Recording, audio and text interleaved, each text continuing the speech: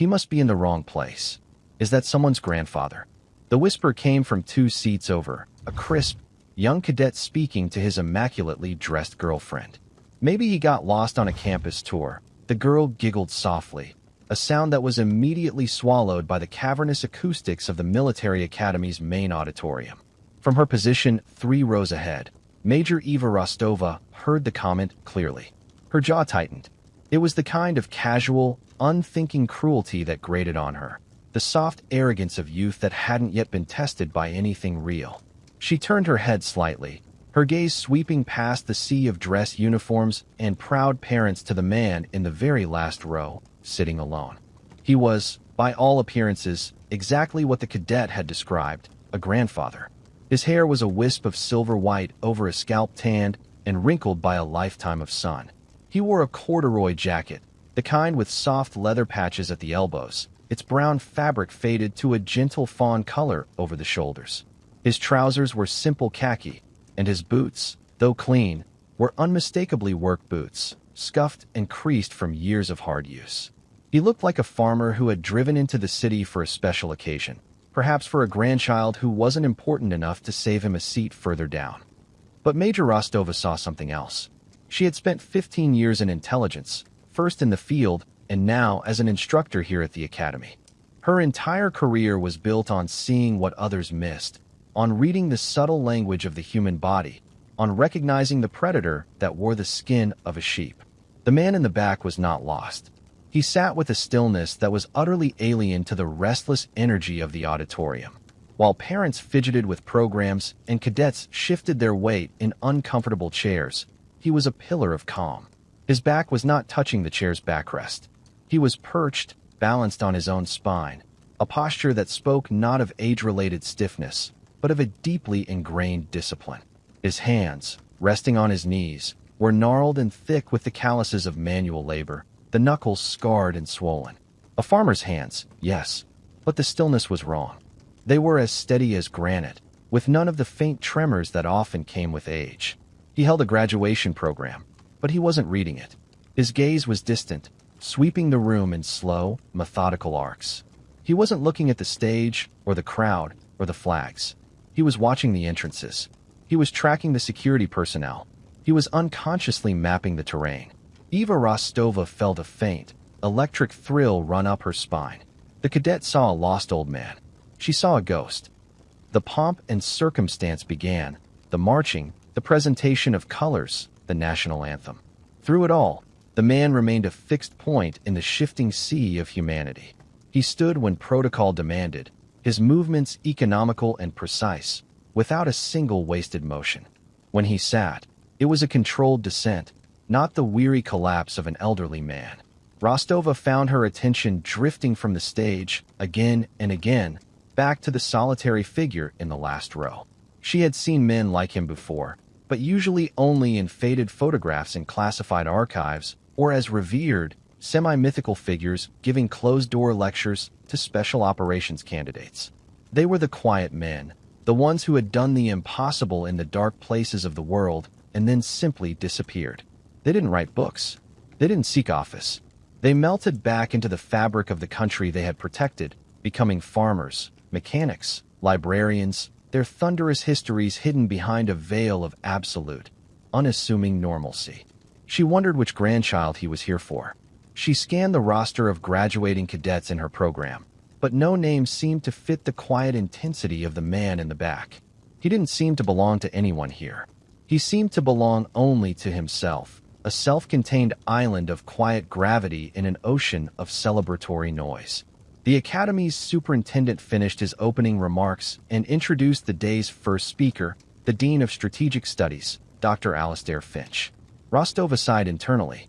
The real ceremony was about to begin, but the real story, she suspected, was sitting quietly in the cheap seats. Dr. Finch approached the podium with the smooth, practiced confidence of a man who loved the sound of his own voice. He was handsome in an academic way, with a sharp suit, a sharper haircut, and a smile that never quite reached his eyes. He was a darling of the civilian oversight committees and a prolific author of dense, theoretical books on modern conflict. Most of the combat-experienced faculty, Rostova included, considered him a well-meaning but dangerously naive theorist who mistook intellectual frameworks for battlefield reality. Graduates, distinguished guests, faculty, he began, his voice resonating with a polished, theatrical baritone. We stand today at a fascinating nexus of geopolitical realignment. The very paradigms of warfare are shifting beneath our feet. The age of the monolithic state actor is waning, replaced by a complex tapestry of asymmetric threats, non-state actors, and cyberkinetic battlefields. He spoke for 20 minutes about dialectics, fourth-generation warfare, and the psychosocial dynamics of insurgency. The cadets listened with varying degrees of attention. Some, the ones destined for staff positions and think tanks, scribbled notes furiously. Others, the ones who dreamed of leading platoons, had a glassy look in their eyes. Their parents just looked proud, if a little confused. Through it all, Rostova kept one eye on the man in the back row. He hadn't moved a muscle. His face was a placid mask of neutrality. He wasn't bored. He wasn't engaged. He wasn't dismissive. He was simply listening. And his complete lack of reaction was, to Rostova, the most profound reaction of all. It was the detached observation of a master craftsman listening to a student lecture on the nature of wood, getting all the textbook terms right, but revealing a fundamental ignorance of the feel of the grain. Finch, warming to his topic, decided to use a historical example to illustrate his point about the futility of the lone wolf operator model in a data-driven battle space. Rostova felt a prickle of annoyance. Finch had a habit of cherry-picking declassified operations and reinterpreting them to fit his latest theories, often with a galling disregard for the human element. Consider, for example, Finch said, gesturing with one hand, the ill-fated Operation Sundown Serpent in the winter of 1973. The records are, of course, heavily redacted, but the strategic outcome is clear. A single operative was inserted deep into hostile territory with the objective of neutralizing a rogue chemical weapons program. The mission was a product of its time, a brutish, analog solution to what was, fundamentally, an intelligence problem. In the back row, the old man blinked. It was a slow, deliberate blink, the only movement he had made in 10 minutes. Rostova's focus narrowed on him entirely.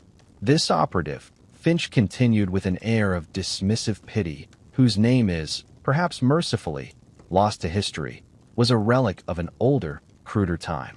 He was an instrument of pure kinetic force in a situation that required nuance and data analysis. The mission ultimately failed to achieve its primary political objectives, leading to a decade of diplomatic fallout. It stands as a stark lesson that the romantic notion of the solitary hero is just that, a romance. A dangerous one. Wars today are won not by men, but by systems. Not by muscle, but by metadata. It was then that Rostova saw it. A single muscle, high on the old man's jaw, jumped once, a tiny, violent spasm beneath the weathered skin. His eyes, which had been placidly scanning the room, seemed to cool several degrees, the pale blue hardening into something that looked like chips of ice. The change was infinitesimal, a micro-expression that lasted less than a second, but to Rostova, it was as loud as a gunshot. In that fleeting moment, she didn't see a farmer. She saw a killer. The certainty hit her with the force of a physical blow. He wasn't just a veteran. He was one of them. The quiet ones. The ghosts. Her mind began racing, cataloging the evidence with the speed of a trained analyst. The posture, not just military, but a specific kind of alert stillness she'd seen in Delta operators and SAS troopers. It was the posture of a man for whom sitting was just a different kind of waiting. The hands, farmer's calluses, yes, but the pattern of scarring on the knuckles wasn't from tractor engines or barbed wire.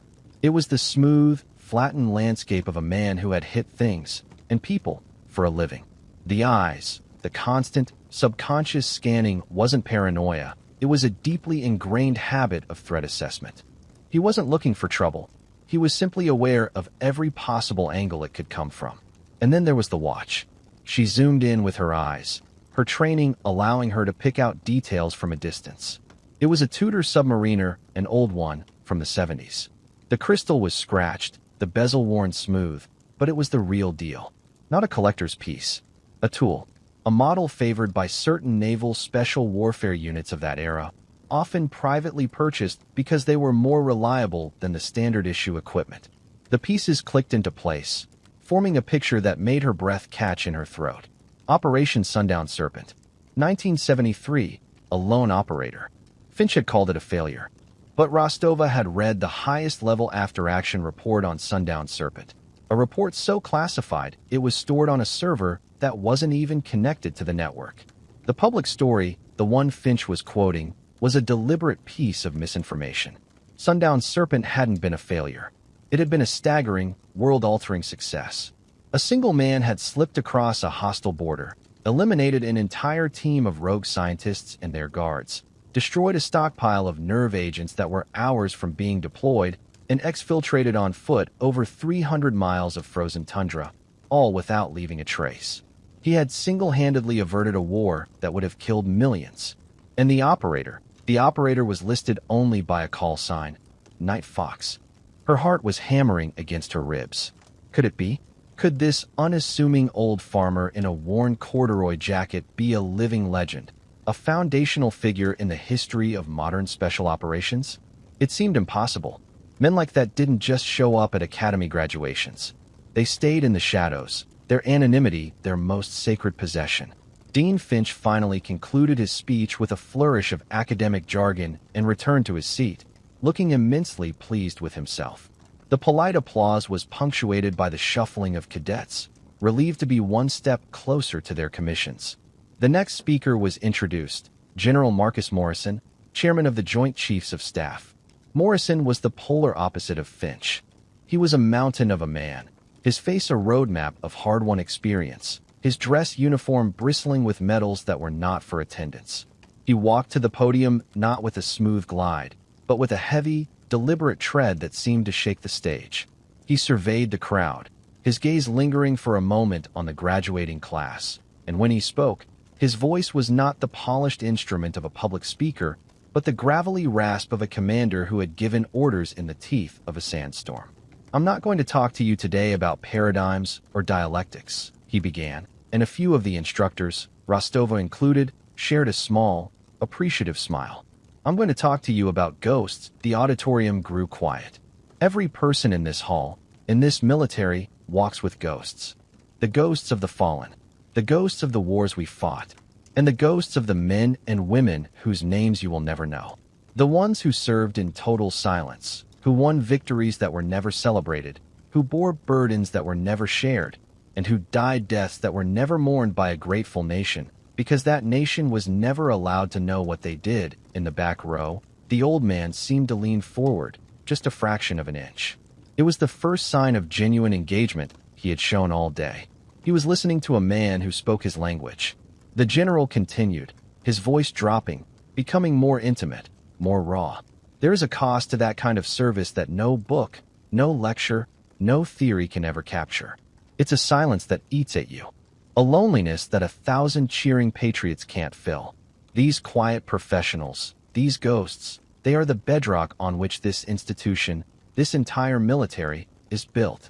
Their legacy is not written in history books. It is written in the blood and sweat of the operators they trained, in the doctrines they forged in the crucible of unwinnable situations. He paused, letting the weight of his words settle over the young, eager faces of the graduating class.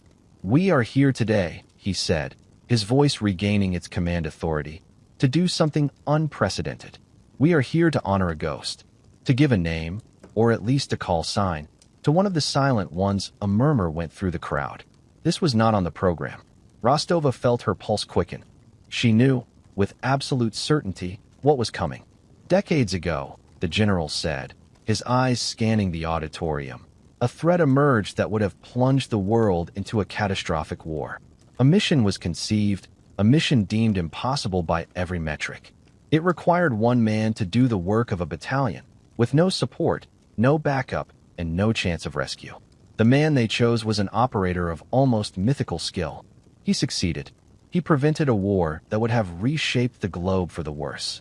And his reward was to have his entire existence scrubbed from the records, his identity buried, his victory classified as a failure to protect the fragile peace he had single-handedly secured." He glanced over at Dean Finch, a flicker of something hard and cold in his eyes.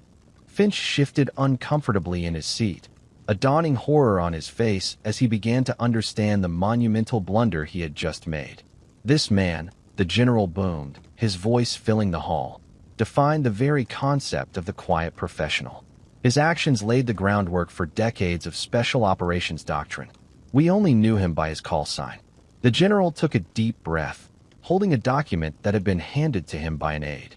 The Board of Regents of this academy, by a unanimous and secret vote, has authorized the conferral of an honorary doctorate of strategic studies, in absentia, for exceptional and unacknowledged service to the nation. An honor we assumed we would be placing on an empty chair, as we believed the recipient to be long deceased. He looked out over the crowd, his gaze sweeping the rows. We sent an invitation to his last known address, a small farm in rural Ohio, a long shot, a message in a bottle cast into an ocean of time.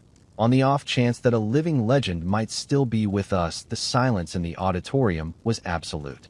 It was a heavy, breathless silence, thick with anticipation. Not a single person coughed or shuffled their feet. 10,000 eyes were fixed on the stage. Therefore, General Morrison's voice rang out, clear as a bell. It is my profound honor to announce this award for the operator known as Night Fox. The name hung in the air for a heartbeat. Then another. There was a confused rustle as people looked around, expecting something. An old photograph on the screen, perhaps. A memorial tribute. The general himself looked out, a hopeful but resigned expression on his face, ready to place the doctoral hood on the empty, ceremonial chair beside him. And then, from the very back of the hall, came a sound. It was a small sound, but in the crushing silence, it was as loud as a thunderclap. It was the sound of old wood groaning. Slowly, with a dignity that seemed to draw all the light in the room towards him, the old farmer in the worn corduroy jacket pushed himself to his feet. Samuel Finch stood up. The movement was unhurried, measured, the quiet unfolding of a man who had not sought the spotlight, but would not shrink from it now that it had found him. The rustle of his jacket, the soft scrape of his work boot on the concrete floor. These were the only sounds in a world that had suddenly gone still. The reaction was a wave that started as a ripple and grew into a tsunami. First, confusion. Whispers erupted like wildfire. Who's that? What's he doing? Then, as the implication dawned, the whispers turned to gasps of disbelief. The cadets in the front rows began turning, their heads swiveling in unison, their eyes wide. The young cadet who had mocked him now stared, his face pale, his mouth hanging slightly open in shock.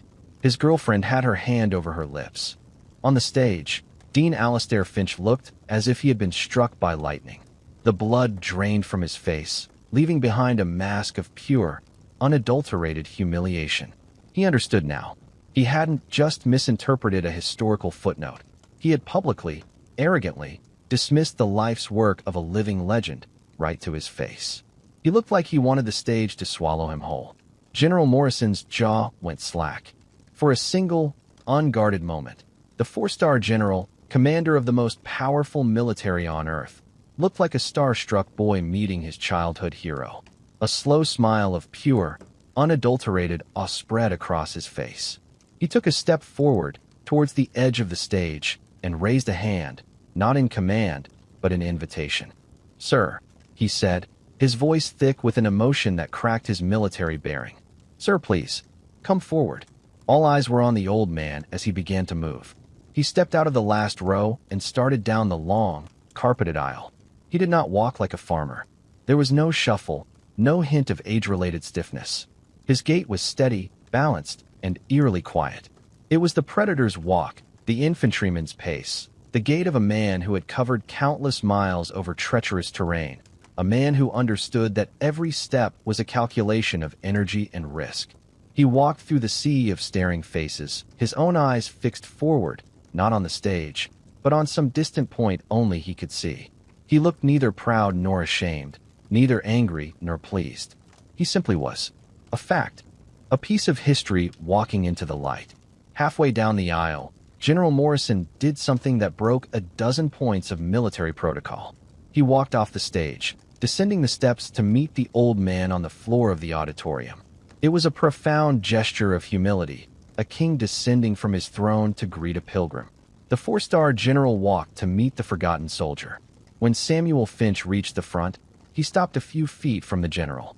The two men stood for a moment, a tableau of American military history. The modern, decorated commander and the archaic, invisible warrior. The symbol of power and the source of it. Then, General Morrison's back went ramrod straight. He brought his hand up in a salute so sharp, so precise, it seemed to cut the air. It was not the perfunctory gesture of a superior officer. It was a salute of profound, heartfelt reverence. A salute from the present to the past. Samuel Finch did not salute back. He was of a different tribe, a world where rank was meaningless and respect was a currency earned in blood, not given by insignia. He simply looked the general in the eye and gave a short, small nod of acknowledgement. Man to man, warrior to warrior. An aide rushed forward with the doctoral hood, a beautiful sash of velvet and silk, and the framed diploma. General Morrison took them, and with the gentle care of a son honoring his father, he placed the hood over the old man's head, letting it settle on the worn collar of his corduroy jacket. He handed him the diploma. Samuel took it in his farmer's hands, his grip steady, his expression unchanged. The general leaned in close to the microphone on its stand. "Ladies and gentlemen," he said, his voice ringing with pride. The night fox, the auditorium erupted. It was not polite applause. It was a deafening, thunderous roar, a spontaneous explosion of respect and awe that shook the very foundations of the hall. Every single person, cadet, parent, faculty, general, was on their feet, their hands coming together in a unified, frantic ovation for the quiet man who had asked for nothing and given everything. General Morrison leaned toward Samuel and spoke quietly into his ear, then gestured to the podium. The crowd quieted, sensing he was being asked to speak.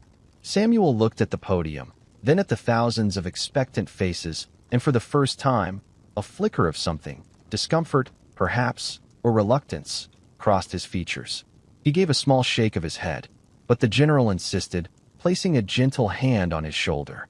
With a quiet sigh, Samuel moved to the podium.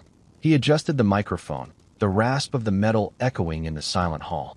He looked out at the graduating class, his pale blue eyes sweeping over their young, hopeful faces. When he spoke, his voice was quiet and used to public address, with the faint, earthy rasp of a rural Ohioan. "They ask you to fight for flag and country," he said, his voice surprisingly clear.